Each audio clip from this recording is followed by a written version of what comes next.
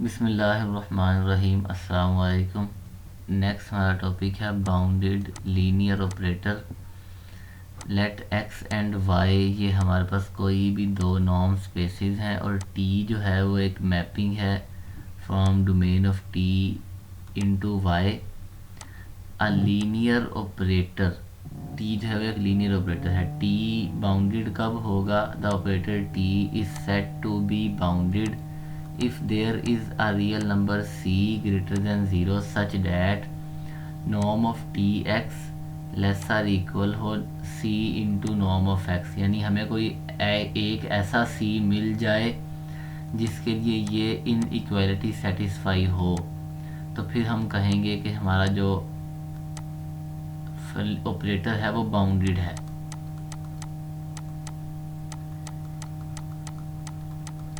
यानी कोई सी मिल जाए such that norm of T of x जो है वो लेस और इक्वल है C into norm of X. What is the smallest possible C such that one still holds for all non zero X belongs to domain of T. एक बात हम अगर देखें, हमारे पास रियल एनालिसिस में या कैलकुलस में फंक्शन बाउंडेड होता है अगर उसका जो रेंज सेट है वो किसी रियल नंबर से लेस हो। एफ ऑफ एक्स जो है वो less or equal to m हो, एम जो है वो एक रियल नंबर है। लेकिन यहाँ पर जो डेफिनेशन है वो थोड़ी सी डिफरेंट है, क्योंकि अगर हम एक फंक्शन लें T of x is equal to y और इसको अप्लाई करें एन एक्स पर तो आंसर आ जाएगा। अगर हम इसे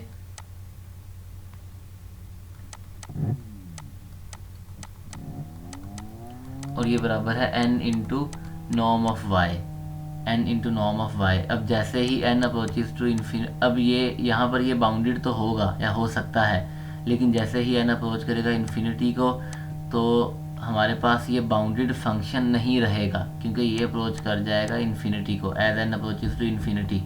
तो बाउंडेड ऑपरेटर जो है वो ज़रूरी नहीं है कि बाउंडेड फंक्शन भी हो। तो दोनों में हमारे पास ये डिफरेंस है कि यहाँ पर डेफिनेशन और है कैलकुलस में और नॉर्म स्पेसिस में डेफिनेशन जो है वो और है। यहाँ पर हमारे पास रेंज सेट जो है वो किसी रियल नंबर से लेस हो या सेट बाउंडेड हो, लेकिन यहाँ पर जो बाउंडेडनेस की कंडीशन है वो सी और नॉर्म ऑफ एक्स के साथ रिलेट करती है कि नॉर्म ऑफ टी एक्स जो है वो लेस और इक्वल है C into norm of x. अब क्वेश्चन ये है कि सी की सबसे छोटी वैल्यू क्या रखें कि ये इनइक्वालिटी सेटिस्फाई हो, यानी सी की मिनिमम वैल्यू क्या होनी चाहिए। What is the smallest possible C such that कि वन होल्ड करे। अब हमने जो x is equal to zero है उसे अपनी डोमेन से एक दफ़ा निकाल दिया है ताकि जब हम x से नॉर्म ऑफ x से डिवाइड करें तो किसी किस्म का कोई इशू ना हो। तो यहाँ पर हमारे पास जो x है वो नॉट इक्वल टू ज़ीरो है, सो नॉर्म ऑफ x से डिवाइड किया तो आ जाएगा norm of T x divided by norm of x less or equal to c. तो अब अगर हम यहाँ देखें हर x के लिए ये जो नंबर है वो लेस आर इक्वल टू सी है, तो अगर हम पूरी डोमेन पर सुप्रीमम लें तो वो सुप्रीमम जो है वो भी लेस आर इक्वल टू सी होगा। तो इसका मतलब ये है कि अगर हम c को इसके बराबर लेट कर दें, c is equal to supremum of norm of T x divided by norm of x, और अगर ये c की मिनिमम वैल्यू हो तो हमारी इनइक्वालिटी सेटिस्फाई होगी। c must be at least as big as the supremum of the expression on the left taken over d, और zero को हमने शामिल नहीं किया। यानी कम से कम c की वैल्यू ये हो तो फिर हमारे पास जो इनइक्वालिटी है वो होल्ड करेगी। फॉर एग्ज़ाम्पल अगर c की वैल्यू 100 है मिनिमम, तो जैसे ही 99.9 करेंगे तो ये इनइक्वालिटी होल्ड नहीं करेगी। जैसे ही c इज़ इक्वल टू 100 होगा तो ये इनइक्वालिटी होल्ड करेगी। तो हमने कहा है कि अगर हम ये वैल्यू कंसीडर करें c is equal to supremum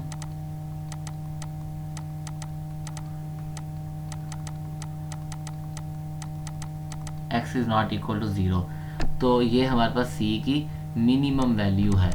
और इसे हमने लेट कर दिया है कि लेट करेंगे ये बराबर है नॉर्म ऑफ टी के, x belongs to domain of t and x is not equal to 0। तो ये हमारे पास t की नॉर्म है, ये हमारे पास t की नॉर्म है। अब सुप्रीमम से मुराद ये है कि अगर एक सेट है डोमेन ऑफ t, उसमें 5 एलिमेंट्स हैं x1 x2 x3 up to x5, तो सुप्रीमम का मतलब ये है कि आप हर एलिमेंट के लिए ये नंबर फाइंड करें।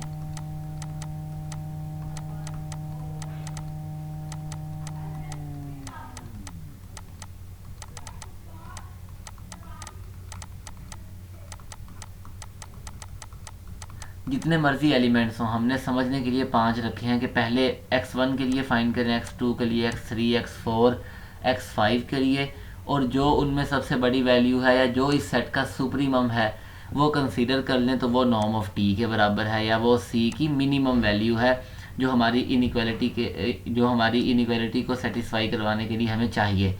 और अगर डोमेन ऑफ टी में कोई भी एलिमेंट नहीं है, यानी सिर्फ ज़ीरो है, कोई भी एलिमेंट नहीं, अगर डोमेन ऑफ टी जो है वो ज़ीरो के बराबर है तो उस केस में t is equal to zero ही है।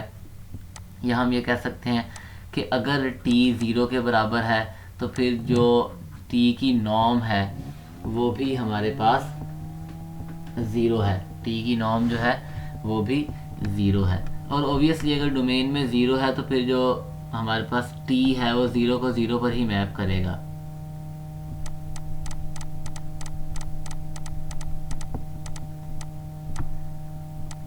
हमने टी की नॉर्म डिफाइन की है कि टी की नॉर्म बराबर है supremum x belongs to domain of t और x is not equal to 0।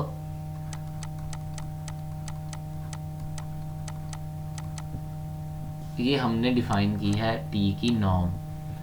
तो अगर हम वो एलिमेंट्स लें जिनकी नॉर्म 1 है तो उनकी मदद से भी हम t की नॉर्म फाइंड कर सकते हैं। Supremum x belongs to domain of t such that norm of x is equal to 1 और norm of t x। Let x की नॉर्म a है और y बराबर है x by a, x is not equal to 0। Clearly norm of y जो है वो 1 के बराबर है। अब a स्केलर है, इसे नॉर्म से बाहर निकाल लें, नॉर्म ऑफ x, और ये नॉर्म ऑफ x जो है वो a के बराबर है, तो इसका मतलब ये है कि y की नॉर्म जो है वो 1 के बराबर है।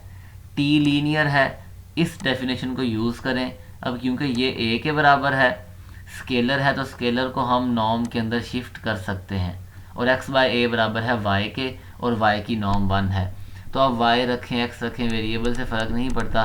तो इसका मतलब ये है कि हम इस तरह से भी नॉर्म को डिफ़ाइन कर सकते हैं कि आप d के अंदर वो एलिमेंट पिक कर लें जिनकी नॉर्म 1 है और उनके लिए सुप्रीमम फाइंड करें, तो वो t की नॉर्म होगी। और ओबियसली एक वेक्टर स्पेस से दूसरी वेक्टर स्पेस तक हम एक से ज़्यादा ऑपरेटर्स डिफ़ाइन कर सकते हैं, लीनियर ऑपरेटर्स। तो उनकी जो कलेक्शन है उसे हम कह सकते हैं कि एक नॉर्म स्पेस है, या वो भी नॉर्म की कंडीशंस को सेटिस्फाई करती है कि अगर नॉर्म ऑफ टी 0 है, if and only if T is equal to 0, alpha into T जो है वो बराबर है alpha into norm of T mod value of alpha into norm of T. और अगर दो ऑपरेटर्स हैं t1 प्लस t2, तो इनकी नॉर्म लेसर इक्वल है t1 norm plus t2 norm. और इसे प्रूव करने के लिए हम सुप्रीमम को ही यूज़ करेंगे, और हमें पता है कि supremum of a plus b जो है वो लेसर इक्वल है supremum of a plus supremum of b। तो उसे यूज़ करके हम इसे प्रूव कर सकते हैं। नेक्स्ट हमने प्रीवियस लेक्चर में आइडेंटिटी ऑपरेटर की बात की थी, ज़ीरो ऑपरेटर की। तो ये दोनों ऑपरेटर्स बाउंडेड हैं। आइडेंटिटी ऑपरेटर की नॉर्म 1 है, ज़ीरो ऑपरेटर की नॉर्म 0 है।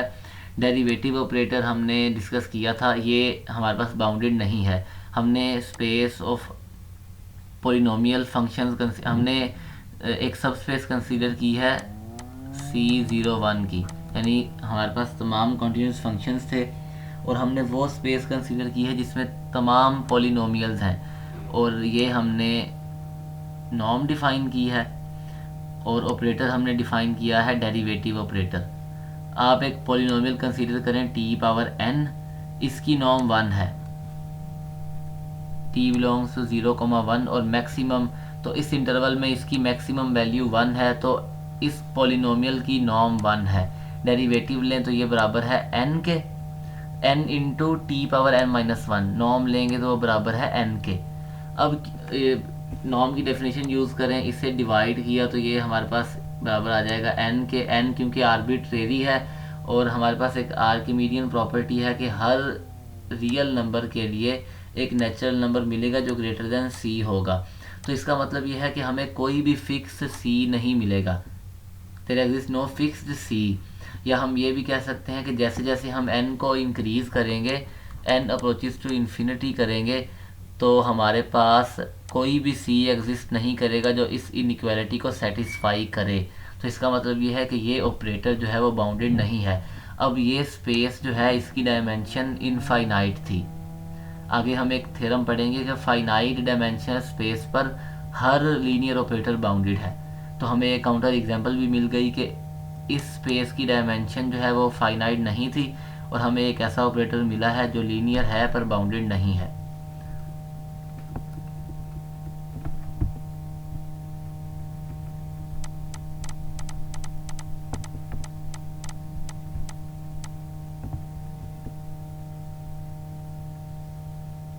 नेक्स्ट है हमारे पास इंटेग्रल ऑपरेटर।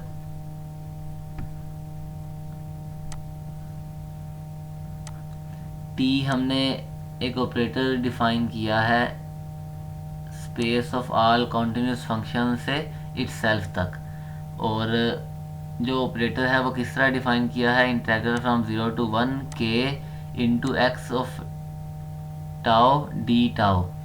के जो है वो कर्नल है ऑफ ट्रांसफॉर्मेशन और के जो है वो अब क्या जे बराबर है 0,1 के, और जो के है वो इस क्लोज्ड रीजन में कॉन्टीन्यूस है, जे क्रॉस जे में कॉन्टीन्यूस है। टी लीनियर है, हमने प्रूव ये करना है कि टी जो है वो बाउंडेड भी है। और space of all continuous functions पर हमने नॉर्म इस तरह से डिफाइन की थी, और क्लियरली यहाँ से हम लिख सकते हैं कि नॉर्म ऑफ एक्स जो है वो ग्रेटर और इक्वल है मॉड वैल्यू ऑफ एक्स। अब क्योंकि कर्नल जो है वो क्लोज रीजन में कॉन्टीन्यूस है तो इसका मतलब ये है कि ये बाउंडेड भी है। तो हम लिख सकते हैं कि मॉड वैल्यू ऑफ के लेस और इक्वल है के नॉट। के नॉट जो है एक रियल नंबर है। अब y की नॉर्म कंसीडर करें, maximum absolute value integral from 0 to 1 के इंटू एक्स। वेरिएबल से फ़र्क नहीं पड़ता, टी रखें या टाउ रखें, टाउ जो है वो भी 0,1 का ही एक एलिमेंट है। और मॉड वैल्यू को आप इंटेग्रल के अंदर शिफ्ट कर दें और इन्हें सेपरेट करें तो ये लेस आर इक्वल है maximum integral from 0 to 1 mod of के इंटू मॉड ऑफ एक्स, और ये लेस आर इक्वल है के नॉट से, और ये हमारे पास लेस आर इक्वल है नॉर्म ऑफ एक्स से। तो यहाँ पर रिप्लेस कर दें के naught into norm of x. अब नॉर्म ऑफ एक्स जो है वो टी पर डिपेंड या टाउ पर डिपेंड नहीं करती, तो इसका मतलब ये है कि हम इन्हें इंटेग्रल, ये कांस्टेंट है, इंटेग्रल से बाहर निकाल लें, यहाँ इंटीग्रेट करें तो आंसर आएगा 1। तो इसका मतलब ये है norm of Y less or equal है K naught into norm of X, so T is bounded.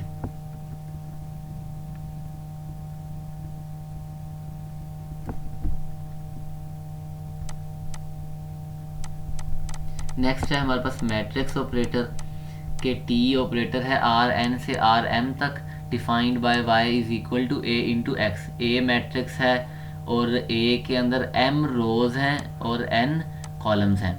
अब x अगर हम यहाँ से एलिमेंट पिक करें आर n में से तो ऐसे कॉलम वेक्टर की फॉर्म में लिख सकते हैं या ऐसे भी लिख सकते हैं, x बराबर है xi1 xi2 up to xin, और y को लिख सकते हैं eta1 eta2 up to eta m।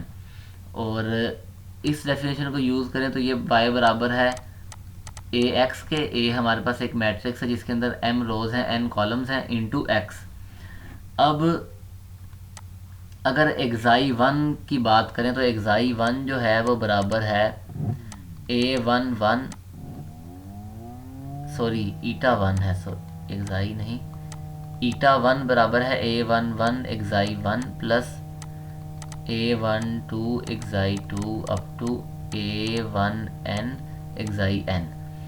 Similarly eta2 eta3 up to eta n। अब यहाँ 1 है यहाँ पर भी 1 है, यहाँ पर भी 1 है, यहाँ पर भी 1 है। तो इन जनरल लिख सकते हैं ईटा आई बराबर है k from 1 to n a i k xi k।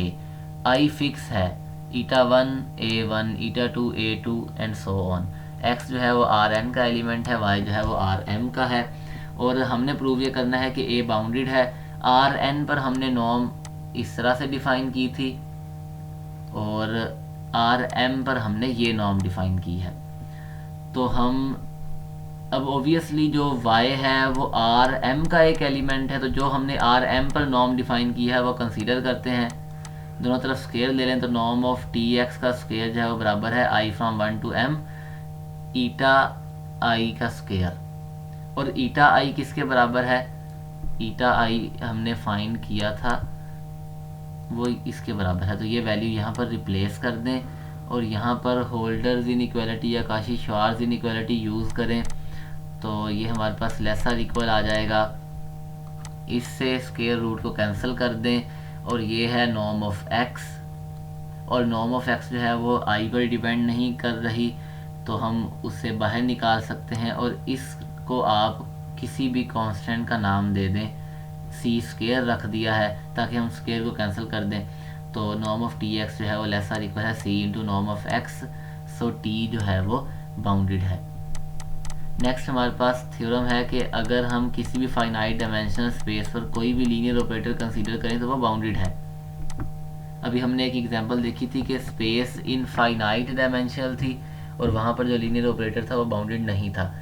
तो लेट x की डायमेंशन जो है वो n है और ये x की बेसिस है, तो x के किसी भी एलिमेंट को हम इस तरह से लिख सकते हैं। t लीनियर है तो t को अप्लाई कर दें, t को अप्लाई करें, फिर ट्राइंगुलर इनइक्वालिटी यूज़ करें। और यहाँ पर हम पहले भी यूज़ कर चुके हैं कि take k is equal to maximum of all these values, तो इन्हें k से रिप्लेस कर दें तो ये हमारे पास नॉर्म ऑफ tx जो है वो लेसर इक्वल है k into summation i from 1 to n absolute value of alpha i।